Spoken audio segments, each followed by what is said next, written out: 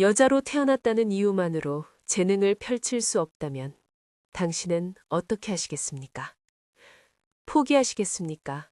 아니면 불가능을 가능으로 바꾸시겠습니까? 조선시대 한 여인이 있었습니다. 그녀는 남장을 하고 과거에 응시하여 장원급제를 했습니다. 그것도 수백 명의 선비들을 제치고 당당히 1등을 차지했습니다. 그리고 조정에 들어가 반역자를 밝혀 나라를 구했습니다.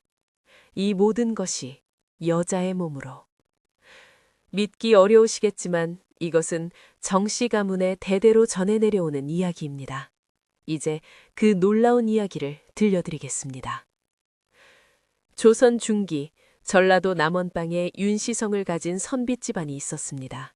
이 집안의 가장 윤학주는 비록 벼슬길에 오르지는 않았으나 경서에 통달하고 시문에 뛰어나 사방에서 가르침을 청하는 이들이 끊이지 않았지요. 그에게는 슬아의 아들 하나와 딸 하나가 있었는데 아들 윤대성은 어려서부터 총명하여 신동소리를 들었고 딸 채영 또한 오라비 못지않은 재주를 타고났습니다. 하지만 여자로 태어났다는 이유만으로 채영은 글을 배우기는커녕 바느질과 살림만을 익혀야 했습니다. 아버지 윤학주는 딸의 재능을 알아보고 몰래 글을 가르쳐 주었으나 그것도 눈치를 보아가며 해야 하는 형편이었지요. 어린 채영이 처음 글을 배우게 된 것은 5살 때의 일이었습니다. 오라버니 배성이 천자문을 외우는 것을 문틈으로 엿듣던 채영이 어느 날 갑자기 천자문 전체를 줄줄 외워버린 것이지요. 윤학주는 깜짝 놀라 딸을 불러 앉혔습니다. 네가 어디서 이것을 배웠느냐? 채영은 고개를 숙인 채 대답했습니다. 오라버니 방 밖에서 들었사옵니다. 죄송합니다, 아버지. 윤학주는 딸의 총명함에 감탄하면서도 한편으론 가슴이 아팠습니다.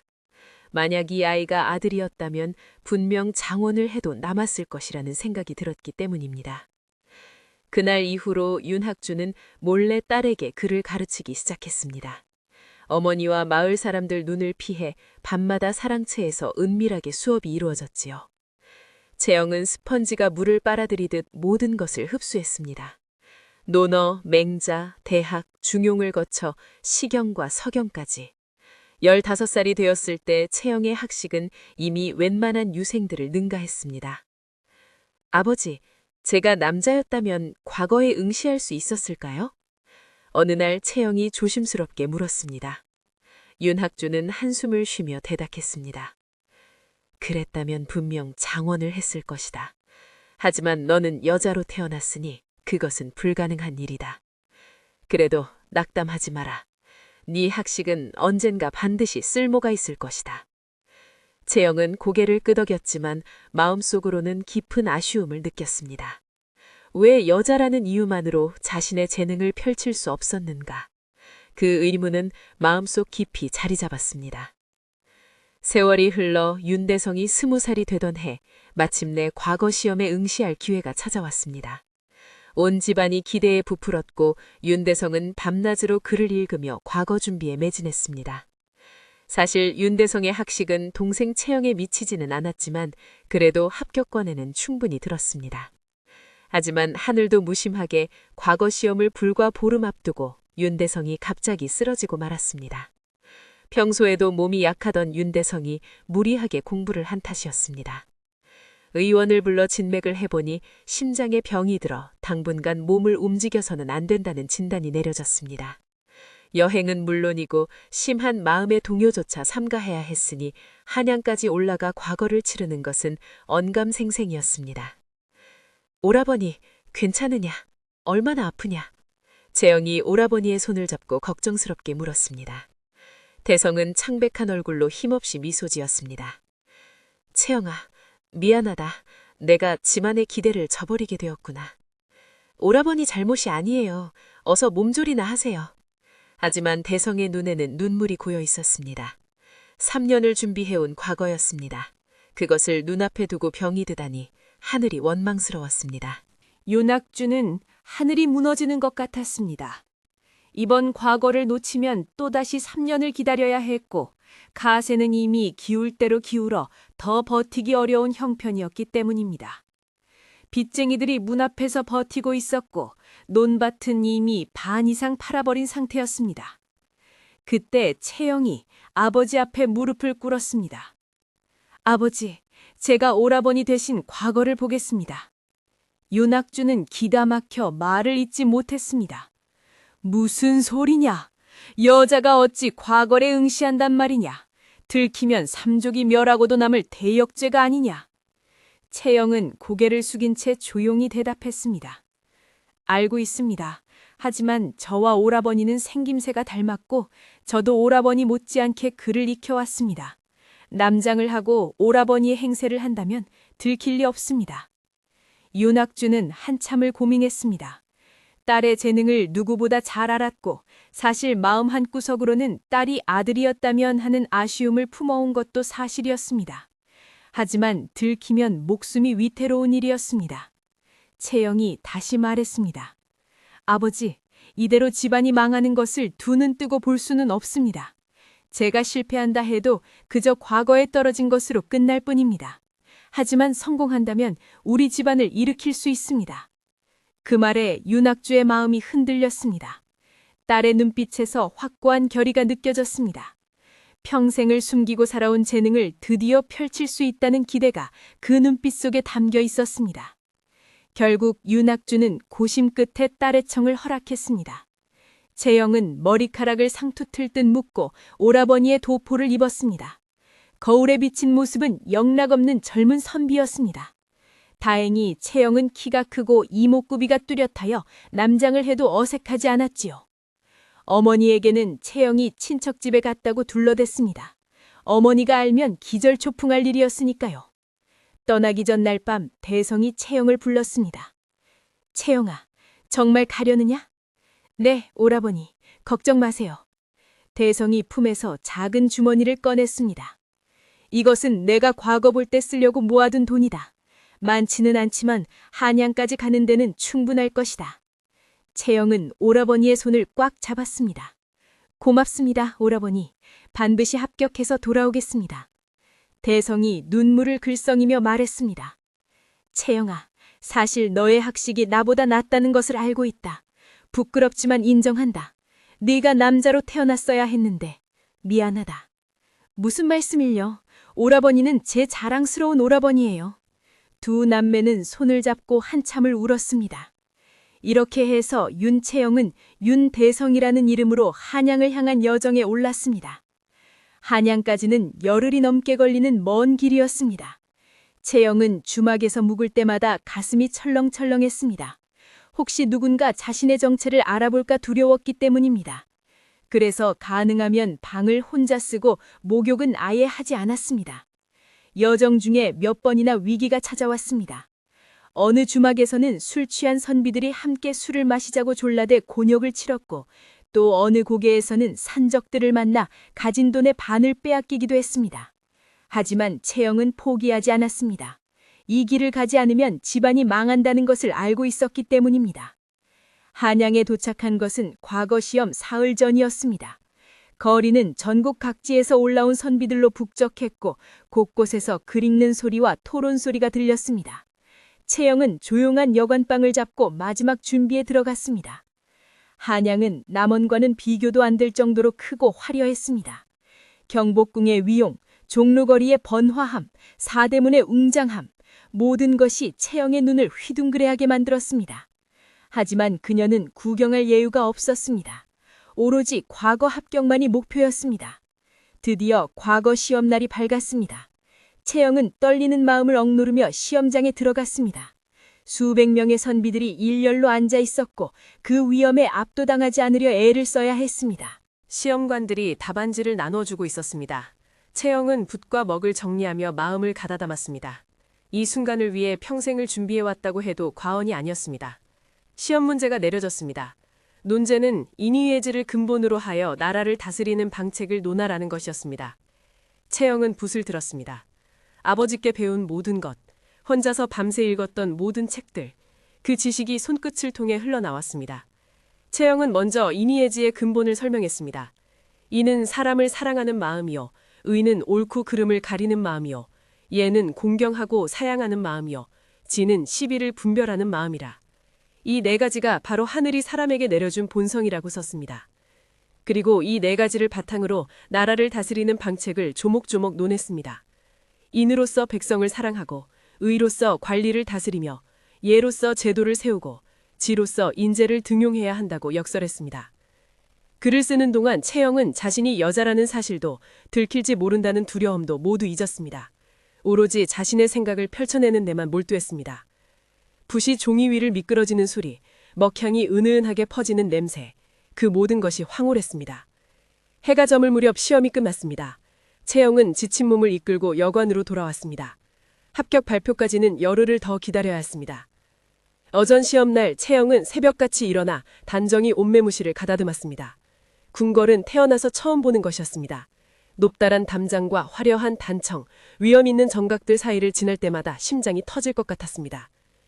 광화문을 지나 근정전 앞마당을 걸을 때 채영은 자신이 꿈을 꾸고 있는 것이 아닌가 하는 생각이 들었습니다.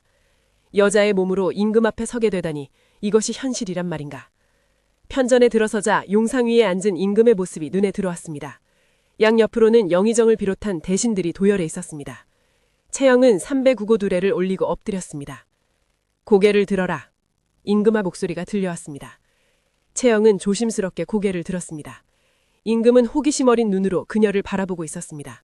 임금은 40대 초반으로 보였는데 눈매가 날카로우면서도 어딘가 온화한 기운이 느껴졌습니다. 네가 이번 과거의 장원이냐? 얼굴이 고운 것이 어찌 여인 같구나. 순간 채영의 등에서 식은땀이 흘러내렸습니다. 주변의 대신들도 웅성거리기 시작했습니다. 심장이 멎은 것 같았습니다. 하지만 침착하게 대답했습니다. 황공하옵니다, 전하.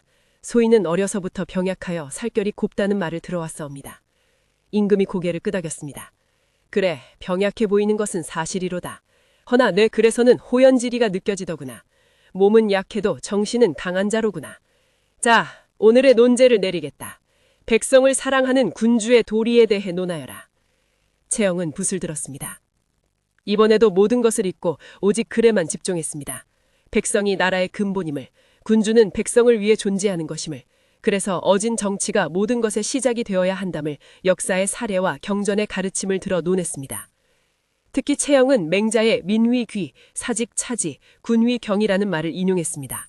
백성이 가장 귀하고 사직이 그 다음이며 군주는 가볍다는 뜻이었습니다. 대담한 인용이었지만 채영은 이것이야말로 군주가 명심해야 할 가르침이라고 생각했습니다. 글을 다 쓰고 나자 임금이 직접 그 글을 읽어보았습니다. 한참을 읽던 임금의 얼굴에 미소가 번졌습니다. 훌륭하도다. 민위귀라 하였느냐. 대담하면서도 정곡을 찌르는구나. 이 정도의 식견이 가진 자가 조정에 있으면 나라가 어찌 흥하지 않겠느냐. 윤대성을 홍문관 수찬에 제수하노라. 주변 대신들이 웅성거렸습니다. 과거에 막 합격한 자에게 홍문관 수찬을 제수하는 것은 파격적인 발탁이었기 때문입니다. 이렇게 해서 채영은 21살의 나이에 홍문관 수찬이 되었습니다. 홍문관은 임금의 자문을 응하고 경연을 담당하는 곳이었습니다. 매일같이 임금을 대면해야 하는 자리였으니 얼마나 조심스러웠겠습니까? 한편 채영은 홍문관에서 일하면서 조정의 암투를 조금씩 알아가게 되었습니다. 겉으로는 평온해 보이는 조정 안에서 치열한 권력 다툼이 벌어지고 있었습니다. 특히 영의정 최원경의 횡포가 심했습니다. 최원경은 30년 넘게 권력의 중심에 있었던 인물이었습니다. 수많은 정적들을 숙청하고 자신의 사람들로 조정을 채웠습니다. 임금조차 그의 눈치를 봐야 할 정도로 그의 권력은 막강했습니다. 채영은 경연에서 최원경을 처음 만났을 때 등골이 서늘해지는 것을 느꼈습니다. 70이 넘은 노인이었지만 눈빛만은 독사처럼 날카로웠습니다. 그가 자신을 바라볼 때마다 마치 속을 들여다보는 것 같은 느낌이 들었습니다. 저 젊은이가 장원급제자인가? 최원경이 채영을 훑어보며 물었습니다. 그러하옵니다, 영상. 얼굴은 여자처럼 곱군. 그래서 글도 여자처럼 부드러운 게야. 그 말에 주변 대신들이 웃음을 터뜨렸습니다. 채영은 얼굴이 붉어졌지만 침착하게 대답했습니다. 부드러움 속에 강함이 있는 것이 물의 도리이옵니다. 노자께서도 상선약수라 하셨사옵니다. 최원경의 눈이 가늘어졌습니다. 말은 잘하는구나. 두고 보자. 그 뒤로 최원경은 채영을 유심히 지켜보았습니다. 뭔가 석연치 않은 구석이 있다고 느꼈던 것입니다. 어느 날 채영은 우연히 충격적인 문서를 발견하게 되었습니다. 홍문관 서고에서 오래된 문서들을 정리하다가 잘못 끼워진 문서 한 장을 발견한 것입니다. 그것은 최원경이 북방의 여진족과 비밀리에 교류하고 있다는 증거였습니다. 여진족에게 군사기밀을 넘기고 그 대가로 막대한 뇌물을 받고 있었던 것입니다. 문서에는 날짜와 금액 그리고 넘긴 정보의 내용까지 상세하게 기록되어 있었습니다. 최영은 심장이 멎은 것 같았습니다. 이것이 사실이라면 반역죄에 해당하는 중죄였습니다. 나라를 파는 매국 행위였습니다. 이것을 어떻게 해야 할까? 채영은 이 문서를 어떻게 해야 할지 고민에 빠졌습니다. 임금께 직접 보고해야 할까? 하지만 최원경의 권력이 워낙 막강해서 자칫하면 자신이 역으로 모함을 받을 수도 있었습니다. 최원경의 수하들이 조정 곳곳에 포진해 있었기 때문입니다. 몇 시를 고민하던 채영의 안색이 점점 어두워졌습니다. 밥도 제대로 먹지 못하고 잠도 제대로 자지 못했습니다. 그때 정호연이 채영에게 다가왔습니다. 윤수찬, 무슨 고민이 있는 것 같소? 안색이 좋지 않구려. 채영은 순간 당황했지만 애써 태연한 척했습니다. 아닙니다. 그저 조금 피곤할 뿐입니다. 정호연은 채영의 눈을 뚫어지게 바라보았습니다. 그 눈빛에서 거짓말을 하고 있다는 것이 느껴졌습니다. 거짓말인 것 같소. 무슨 일인지 모르지만 혼자 감당하기 어려운 일이라면 내가 도와드리고 싶소. 채영은 정호연의 진심 어린 눈빛에 마음이 흔들렸습니다. 처음에는 자신을 시기하던 사람이었는데 언제부턴가 이렇게 자신을 걱정해주게 되었습니다. 하지만 자신의 정체가 드러날 위험을 감수할 수는 없었습니다.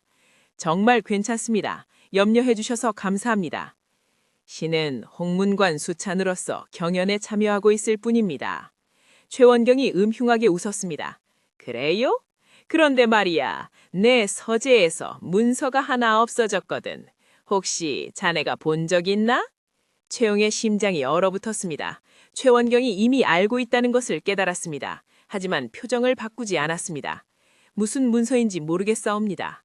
최원경이 손뼉을 쳤습니다. 그러자 방문이 열리고 험악하게 생긴 장정들이 우르르 들어왔습니다. 10명 넘는 장정들이 채영을 애워쌌습니다. 거짓말을 하면 안 되지. 내가 모르는 줄 알았나? 네 놈이 내 서재에 잠입해서 문서를 훔쳐간 것을 다 알고 있다. 채영은 뒤로 물러섰지만 이미 사방이 포위되어 있었습니다. 어디 한번 버텨보거라. 임금에게 고하기 전에 내 목숨부터 없애주마. 죽은 자는 말이 없는 법이니까. 장정들이 채영에게 달려들었습니다. 채영은 필사적으로 저항했지만 힘으로는 상대가 되지 않았습니다. 곧 붙잡혀 바닥에 쓰러졌습니다. 뺨을 맞고 옷이 찢어졌습니다. 그때였습니다. 갑자기 창문이 박살나며 한 사내가 뛰어들었습니다. 정호연이었습니다. 손대지 마라. 정호연은 순식간에 장정 3명을 쓰러뜨렸습니다. 그의 칼솜씨는 번개처럼 빨랐습니다. 병조 판서의 아들답게 무예가 출중했습니다. 최원경의 부하들이 차례로 쓰러졌고 결국 정호연과 채영 둘만 남게 되었습니다. 최원경이 비명을 질렀습니다. 정호연! 네 놈이 감히 나를 거역하느냐? 네 아비가 누구인 줄 알고? 정호연이 차갑게 대답했습니다. 나라를 팔아먹은 역적을 거역하는 것이 무슨 죄가 되겠습니까? 아버지도 이 사실을 아시면 저를 탓하지 않으실 것입니다. 정호연은 채영의 손을 잡고 밖으로 뛰쳐나왔습니다.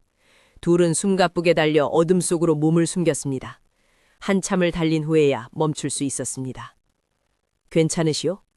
정호연의 물음에 채영은 고개를 끄덕였습니다. 온몸이 떨리고 있었지만 다친 곳은 없었습니다. 감사합니다. 어떻게 오신 겁니까? 정호연이 쓴 웃음을 지었습니다. 윤수찬이 최원경에게 끌려갔다는 소식을 듣고 달려왔소. 당신이 무슨 일을 꾸미고 있는지는 몰라도 최원경에게 해를 당하게 놔둘 수는 없었어. 채영은 그제야 정호연을 똑바로 바라보았습니다. 달빛 아래 그의 얼굴이 또렷하게 보였습니다. 진심으로 자신을 걱정하는 눈빛이었습니다. 왜 저를 이렇게까지 도와주시는 겁니까? 정호연은 잠시 망설이다가 입을 열었습니다. 나도 모르겠어. 처음 봤을 때부터 당신에게서 눈을 뗄 수가 없었어. 사내에게 이런 감정을 느끼다니 스스로도 미칠 것 같았어. 하지만 정우연이 채영의 손을 꽉 잡았습니다. 그 손은 따뜻했습니다. 당신을 지키고 싶다는 마음만은 진심이요.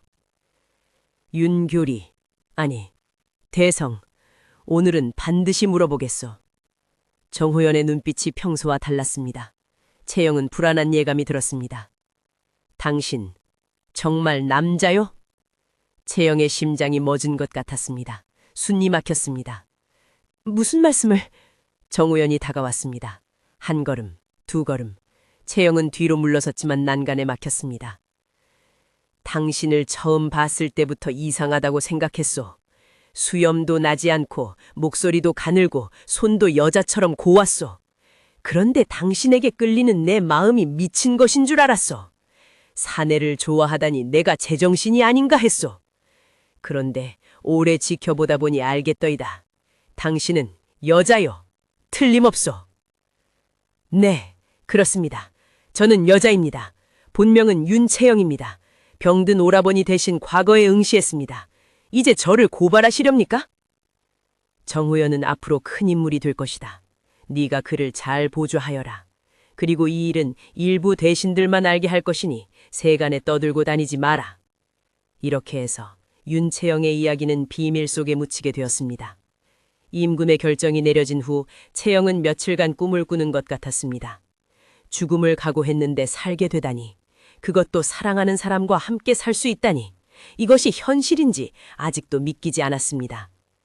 정호연이 채영의 손을 잡았습니다. 이제 당신은 내 아내가 될 것이오. 평생 당신 곁을 지키겠소. 채영은 눈물을 흘리며 고개를 끄덕였습니다. 고맙습니다. 정말 고맙습니다. 혼례 준비는 정판서 댁에서 주관했습니다. 정판서 부인은 처음에는 당황했지만 채영의 재주와 인품을 알고 난 후에는 오히려 며느리를 자랑스러워했습니다. 우리 집안에 이런 재녀가 들어오다니 이것이야말로 하늘이 내린 복이로다. 정판서 부인은 채영에게 친딸처럼 대했습니다.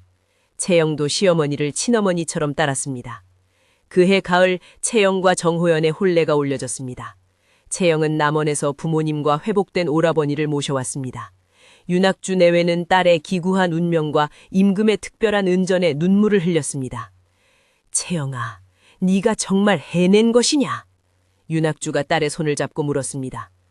네, 아버지께서 가르쳐주신 덕분입니다. 내가 뭘 가르쳤다고? 모두 네 재주다. 오라버니 윤대성도 건강을 회복하여 혼례에 참석했습니다. 채영아, 고맙다. 네 덕분에 집안이 살았다. 남매는 손을 잡고 한참을 울었습니다. 혼례는 성대하게 치러졌습니다. 정판서 댁의 위세에 걸맞게 수백 명의 하객이 참석했습니다. 물론 그들 중 누구도 신부가 한때 장원급제한 홍문관 수찬이었다는 것을 알지 못했습니다. 그것은 오직 소수의 사람들만 아는 비밀이었습니다. 첫날 밤 정호연이 채영에게 말했습니다. 앞으로 내가 조정에서 일할 때 당신의 조언이 필요하오. 당신의 재주를 썩히고 싶지 않소. 채영이 미소 지었습니다. 저도 그렇게 하고 싶습니다. 비록 관복을 입고 조정에 나갈 수는 없지만 당신을 통해 나라를 위한 일을 할 수 있다면 더 바랄 것이 없습니다. 둘은 그렇게 부부로서의 새로운 삶을 시작했습니다. 신혼 초기에는 어려움도 있었습니다. 채영이 워낙 학식이 높다 보니 때로는 정호연보다 더 뛰어난 생각을 내놓기도 했습니다. 처음에는 정호연의 자존심이 상했습니다. 당신이 더 잘하는 것 같으니 내가 물러나야 하는 것 아니오? 어느 날 정호연이 조금 삐딱하게 말했습니다.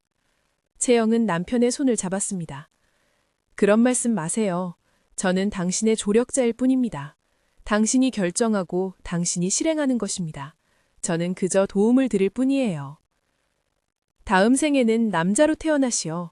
그러면 당신의 이름으로 온 세상에 이름을 떨칠 수 있을 테니. 채영이 고개를 저었습니다. 아니요. 다음 생에도 여자로 태어나겠습니다. 그리고 당신을 다시 만나겠습니다. 다만 그때는 여자도 과거에 응시할 수 있는 세상이었으면 좋겠습니다. 정호연이 채영을 꼭 안았습니다. 그런 세상이 오기를 나도 바라오.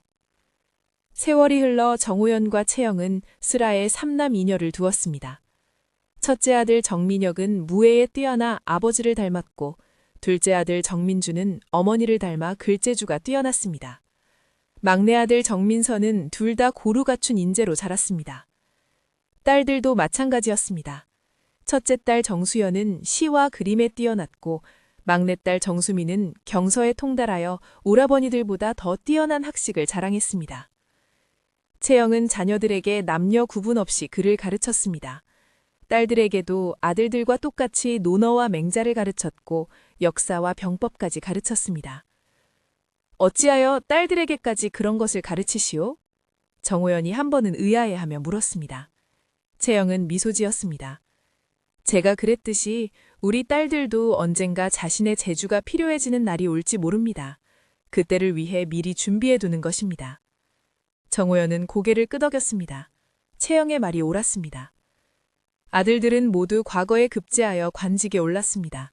첫째 민혁은 무과에 장원 급제하여 장군이 되었고 둘째 민주는 문과에 급제하여 이조 판서까지 올랐습니다. 막내 민선은 홍문관 대제학을 지냈습니다. 딸들은 비록 관직에는 오르지 않았고 학식 높은 여인으로 명성을 떨쳤습니다. 첫째 딸 정수연은 유명한 화가의 아내가 되어 함께 걸작들을 남겼고 막내 딸 정수미는 명문가에 시집가서 자녀들을 훌륭하게 교육시켰습니다. 손자 손녀들도 할머니 채영의 가르침을 받으며 자랐습니다. 채영은 손자 손녀들에게 자신의 이야기를 들려주었습니다. 물론 비밀을 지켜야 했기에 약간 각색해서 말이죠. 옛날에 여자로 태어났지만 남자 못지않은 재주가 있는 여인이 있었단다. 그 여인은 시대의 한계를 뛰어넘어 자신의 꿈을 이루었지. 할머니, 그 여인은 누구예요? 손녀가 물었습니다. 채영은 미소 지었습니다. 그건 비밀이란다. 언젠가 네가 크면 알게 될 거야.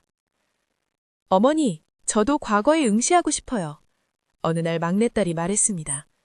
채영은 딸을 안아주며 말했습니다. 지금은 안 되지만 언젠가 그런 날이 올 거야. 그때까지 열심히 공부해두렴.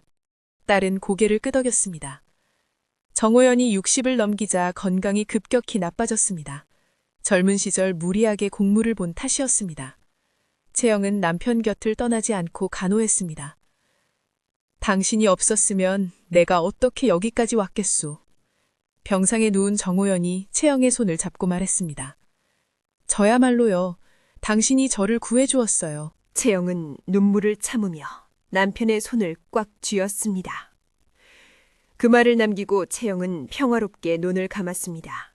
향년 83이었습니다. 채영의 장례 역시 성대하게 치러졌습니다. 비록 그녀의 진짜 업적은 알려지지 않았지만 명신 정호현의 아내이자 훌륭한 자녀들을 키운 어머니로서 존경을 받았습니다.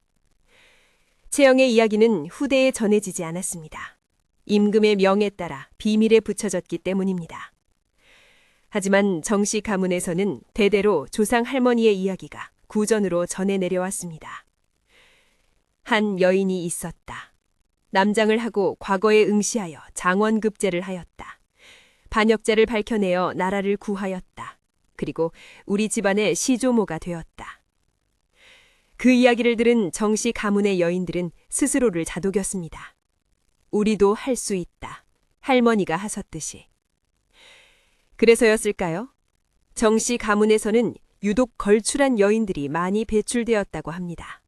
물론 그것이 채영의 피를 이어받아서인지 아니면 그녀의 이야기에서 영감을 받아서인지는 알 수 없는 노릇이지만요. 오래전 남원 땅 한 선비 집안에서 태어난 여인 윤채영. 그녀는 시대의 한계를 뛰어넘어 자신의 재능을 펼쳤습니다. 비록 그 이름이 역사에 남지는 않았으나 그녀의 용기와 지혜는 후대에 면면이 전해졌습니다. 혹시 지금 이 순간에도 자신의 한계에 갇혀 좌절하고 있는 사람이 있다면 윤채영의 이야기를 떠올려 보십시오. 벽은 넘기 위해 존재하는 것이며 불가능은 도전하기 전까지만 불가능한 것입니다. 당신 안에도 윤채영이 있습니다. 다만 아직 깨어나지 않았을 뿐입니다. 이제 그 잠든 용기를 깨울 때입니다.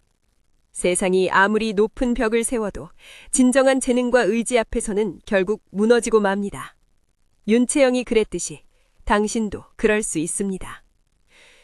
오늘 이 이야기가 누군가의 가슴에 작은 불씨를 지피길 바랍니다.